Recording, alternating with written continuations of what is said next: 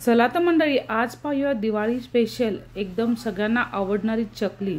तर ही चकलीची एकदम कुरकुरीत खुसखुशीत भाजणी कशी करायची, ह्याप्रमाणे भाजणी केली ना तर तुमची चकली एकदम कुरकुरीत खुसखुशीत होणार आहे, याची गॅरंटी मी देते। तर चला लगेच पाहूया एकदम अचूक प्रमाणामध्ये ही भाजणी कशी करायची तुम्हाला हेच दाखवणार आहे।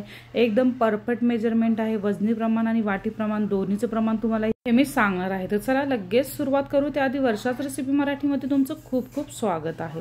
तर इथं मी तांदूळ घेतलेला आहे, तर हा मी रेशनचा तांदूळ घेतलेला आहे। रेशनचा तांदूळ स्वच्छ निवडलेला आहे, त्यात काही घाण वगैरे असेल ती काढून घेतलेली आहे। स्वच्छ निवडून धुवून ना त्याला मी वाळून घेतलेला आहे। तर इथं मी ग्लासाचं प्रमाण घेतलेलं आहे, तुम्ही घरातली वाटी पेला कशाचंही किंवा मेजरिंग कप असेल तर त्याचं प्रमाण करून घेऊ शकता, पण एकच वाटी आपल्याला इथं वापरायची आहे।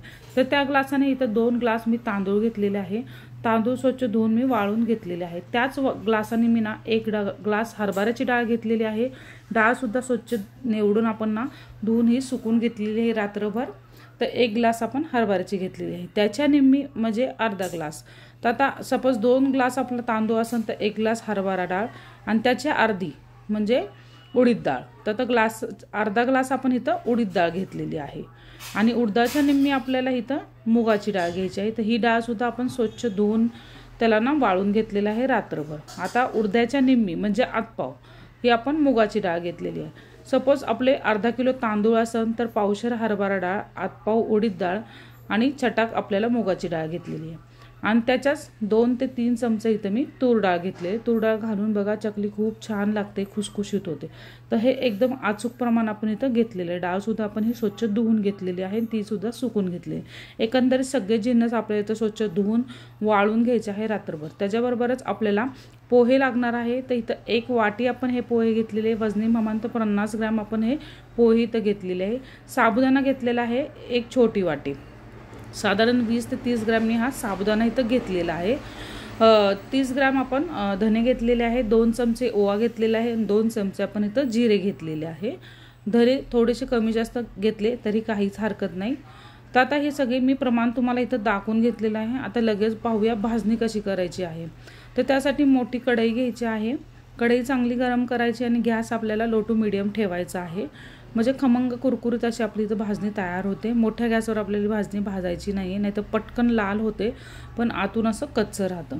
तर तांदूळ आपल्याला आता मिक्स करून घ्यायचा आणि सतत ढवळत राहायचा आहे। हा तांदूळ मिक्स करून घ्यायचा आहे बघा, आणि आपल्याला चांगला खमंग होईपर्यंत हा तांदूळ भाजायचा आहे। एक लक्षात ठेवायचं आहे, तांदळाचा कलर आपल्याला इथं चेंज करायचा नाही, पण तांदूळ कुरकुरीत होईपर्यंत आपल्याला हा भाजून घ्यायचा आहे। तर इथं पाहू शकता 10 ते 15 मिनिटांनी तांदळाचा कलर चेंज झालेला आहे। तर तांदूळ काढून घेऊया। त्याच कढईत आता आपण हरभऱ्याची डाळ भाजून घ्यायची आहे। डाळ डाग पडस्तोवर भाजायची आहे, पण एकदम सुद्धा डाळ आपल्याला इथं लाल करायची नाही। तर पाहू शकता हलकासा लाल कलर आपल्या डाळीवर आलेला आहे। डाळ सुद्धा आपण लगेच इथं काढून घ्यायची आहे। डाग पडस्तोवर भाजून घेऊ नका, पण कुरकुरीत होईपर्यंत भाजून घ्या। डाळ सुद्धा काढून घेतलेली आहे। आता उडदाची डाळ आपल्याला इथं भाजून घ्यायची आहे। उडदाची डाळ ही सेम पद्धतीने आपल्याला खमंग होईपर्यंत इथं भाजून घ्यायची आहे। उडदाची डाळ भाजायला जास्त वेळ लागत नाही, अगदी 10 मिनिटांमध्ये उडदाची डाळी तुमची इथं भाजून होईल। तर बघा हलके हलके ह्याच्यावर डॉट पडलेले आहेत, तर डाळ पण आता काढून घेते। त्याच कढईमध्ये आता मी मुगाची डाळ इथं भाजणार आहे आणि त्याच्याबरोबरच तुरीची डाळही घालून घेणार आहे, कारण मुगाची डाळ आणि तुरीची डाळ भाजायला जास्त वेळ लागत नाही, अगदी पटकन भाजली जाते। त्यामुळे आपण ह्या दोन्ही डाळी एकत्रच भाजणार आहे। बघा पटकन असे डाग पडलेले आहे आपल्या डाळीवर। डाळ सुद्धा आता आपल्याला इथं काढून घ्यायची आहे, ह्याच्यापेक्षा जास्त डाळ इथं भाजू नका, नाहीतर खूप लाल लाल होऊन जाईल।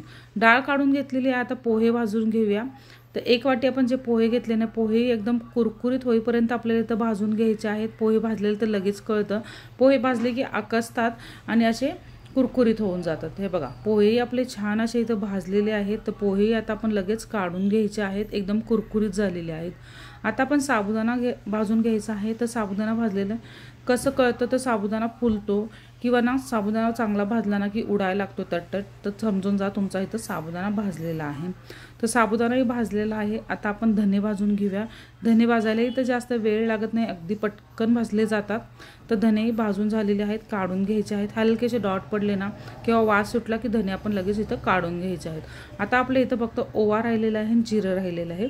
तर आपण आधी जिरं भाजून घेऊया। कढई खूप गरम असते त्यामुळे एकदम बारीक गॅसवर ना इथं जिरे आणि ओवा भाजून घ्यायचा, नाही तर लगेच तुमचा ओवा जिरा इथं जळण्याची शक्यता आहे। ओवा भाजताना तर गॅस बंद केला ना तरी चालेल, कारण कढई खूप गरम असते त्याच्यामुळे ओवा पटकन भाजून निघतो। तर ओवाही आता आपल्या इथं भाजून झाला आहे। तर एका परातीमध्ये सगळे जिन्नस आपण एक एक करून काढून घेऊया।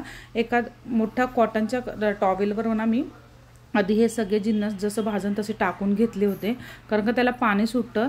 त्यामुळे आपण एखाद्या कॉटनच्या कपड्यावर हे घालून घ्यायचं, म्हणजे ना नॅपकिनवर घातलं ना की त्याला पाणी सुटत नाही आणि आपली ना हे भाजणी कुरकुरीत राहते। तर सगळे जिन्नस आता आपण एकत्र करून घेतलेले आहेत आणि मिक्स करून घ्यायचे आहेत। तर अशा पद्धतीने आपली कुरकुरीत भाजणी इथं तयार होते। तर आता ही मोठ्या चक्कीवर जाऊन दळून आणायची आहे। साधारण 1.25 किलो ही भाजणी आपली इथं भरते ह्या प्रमाणात जर केली तर। अशा तऱ्हेने एकदम सुंदर अशी भाजणी आपली तयार झालेली आहे। व्हिडिओ खूप मोठा होईल त्यामुळे मी फक्त भाजणी दाखवलेली आहे। तर पुढच्या व्हिडिओमध्ये ना तुम्हाला काटेदार चकली कशी करायची हेच दाखवणार आहे। त्यासाठी काय काय लागेल ते सुद्धा मी त्यातच सांगा। तर नक्की ट्राय करा। भेटूया पुन्हा नवीन रेसिपीवर, तोपर्यंत बाय बाय।